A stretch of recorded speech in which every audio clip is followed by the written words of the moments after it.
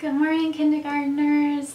Today I'm going to read this book called Koala Lou because there's a competition in it, and yesterday was Patriots Day. Some people call it Marathon Monday, and there was supposed to be a big race where everyone was running, and in this book there is a competition and Koala Lou really wants to join it. So let's find out and see what happens. Koala Lou, written by Mem Fox, illustrated by Pamela Lofts. Oh, she's got some running shoes on. The dedication says for Lilu and Jan, that's from Mem Fox, and then for Mum and for Gabby from Pamela Lofts. There once was a baby koala, so soft and round that all who saw her loved her. Her name was Koala Lou.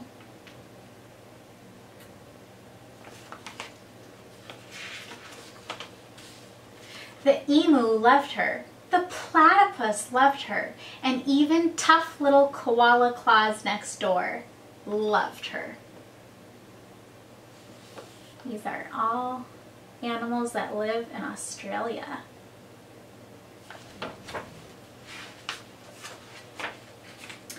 But it was her mother who loved her most of all. 100 times a day she would laugh and shake her head and say, "Koala Lou, I do love you."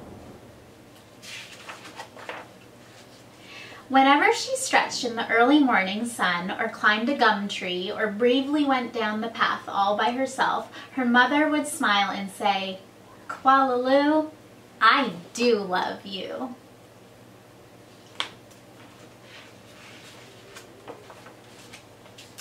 The years passed and other koalas were born, brothers and sisters for Koala Lou. Soon her mother was so busy she didn't have time to tell Koala Lou that she loved her, although of course she did.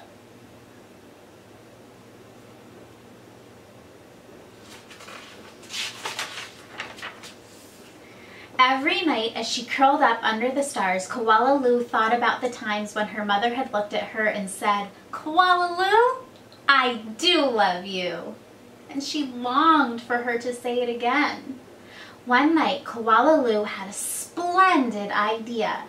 Preparations had begun for the Bush Olympics. She would enter the Olympics. She would compete in the gum tree climbing event, and she would win, and her mother would fling her arms around her neck and say again, "Koala Lou, I do love you."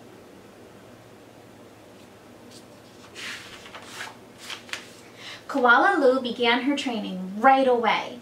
She jogged and puffed and lifted weights and panted. She hung from a branch with one claw at a time till she ached. She did push-ups till her stomach hurt. And last of all, she climbed the tallest tree that she could find over and over and over again.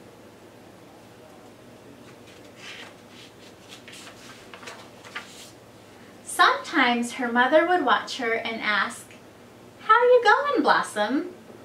"Fine, just fine," Koala Lou would reply. And if you look, can you find Koala Lou here? Way up at the top.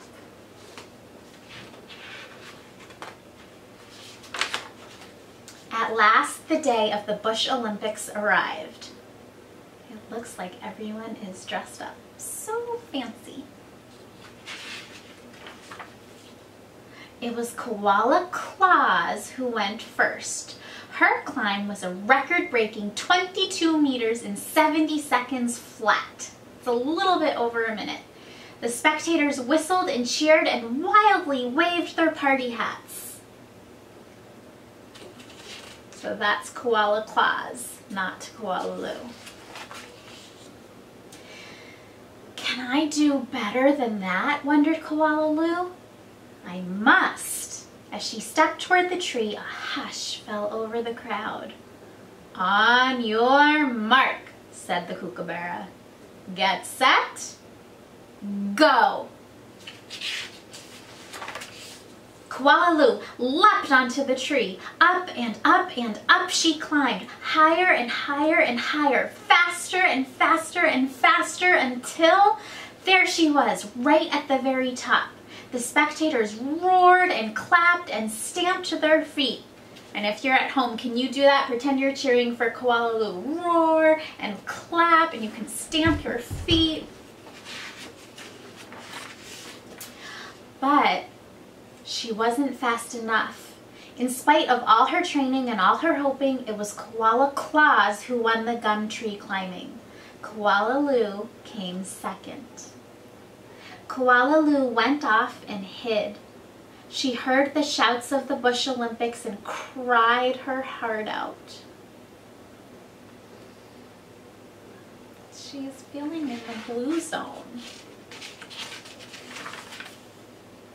When the first stars of evening appeared in the sky, Koala Lou crept home through the dark and up into the gum tree.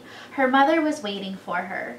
Before she could say a word, her mother had flung her arms around her neck and said, you can chime in, Koala Lou, I do love you. I always have and I always will. And she hugged her for a very long time.